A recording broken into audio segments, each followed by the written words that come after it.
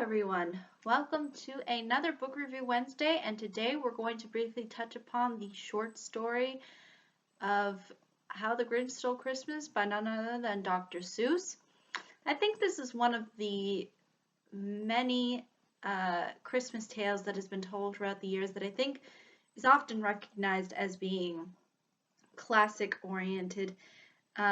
Somewhat similar to, I think, what a lot of people think of when they think of the Christmas Carol. And I think a lot of what exists or stems from the Christmas Carol was, I think, utilized and created in its own separate way, and hence we get something like the Grinch. You can probably already tell, too, if you look at the Christmas Carol and the Grinch story, you can see sort of some similarities there, but again, not a huge amount, but again, some concepts in there seem to have some similarities.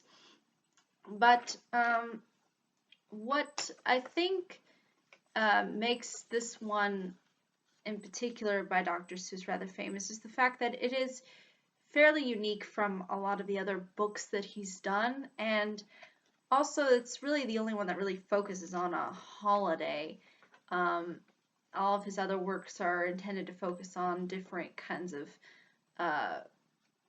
thematic messages, whether they be environmental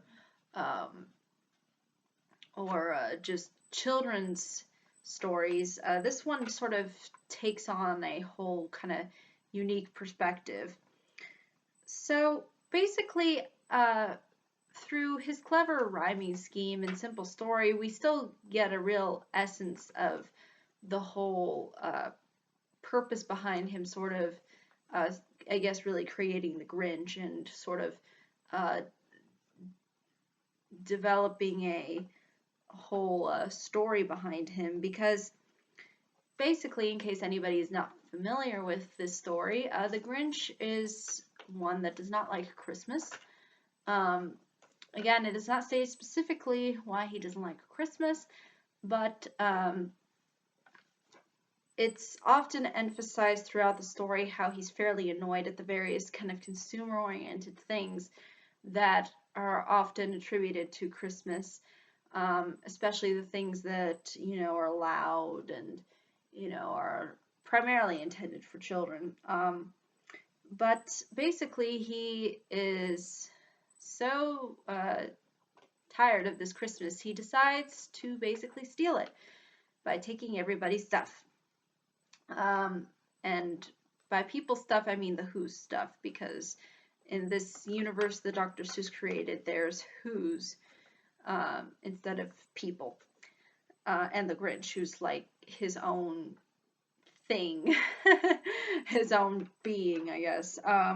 But what really works to the story's advantage is the fact that, again, the theme, I think, is really one that really resonates. In particular, I think the themes are usually the things that resonate, I think, a lot, in particular when it comes to Dr. Seuss's works. I mean, he does seem to create these very interesting themes that comment onto things that, you didn't initially think of.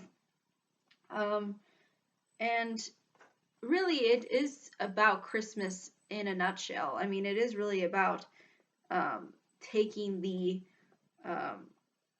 true nature of Christmas and what it's meant to be, and really unmasking that, because and you really do see within the story how the Grinch sort of changes his perspective on the whole idea surrounding the holiday. And at the same time, there's also a sense, I think, of togetherness, and how it's interesting because initially we see the Grinch sort of by himself, really, and kind of isolated from everybody else. And you see really too how when he sort of tries to break down the whole supposed Who kind of society by taking away their holiday, it doesn't take away any of the spirit and the love and the togetherness that the Who's share with one another. And I think that's also a theme that usually people kind of overlook. They usually think of just the Christmassy oriented theme. But again, I think there's something deeper here in that there is a commentary onto the concept of, people are together, people are enjoying one another, they're appreciating each other. There's a level of, you take away all of the things that, that we might disagree on or we might not fully embrace, and we put those aside and we enjoy ourselves and we embrace the things that are so common to the human, uh, I guess, spirit, and that's really, I think, a real message that I think reigns true, especially around the whole time of year of the holidays. Um, And I think it's also important to note that this story really did start the adaptations and really got the ball rolling for um, the creativity that eventually came out of the initial story. Because usually people like to discuss the various adaptations of Dr. Seuss's How the Grinch Stole Christmas, but don't touch upon really the book itself, which is fairly nice in the way it is overall presented, because again, you get like the nice images, um, and kind of, just out of whack things that you would come to expect from Dr. Seuss, um, and describes things that, again, even though there is a simplicity to it, there is a sort of sense um, of taking things that can be interpreted, I think, positively and in a way that I think is very good for kids and adults as well. So I think people can find, even if you're not a kid, still some enjoyment out of the story within itself. Uh, and it's also, I think, the more entertaining to kind of read it to a kid or to somebody else. But I think that's really ultimately all I can say about this particular uh, book. But thank you so much for watching. I hope you all have a pleasant day, week, month, and year, and I hope to see you all in the next video. Happy holidays, everybody.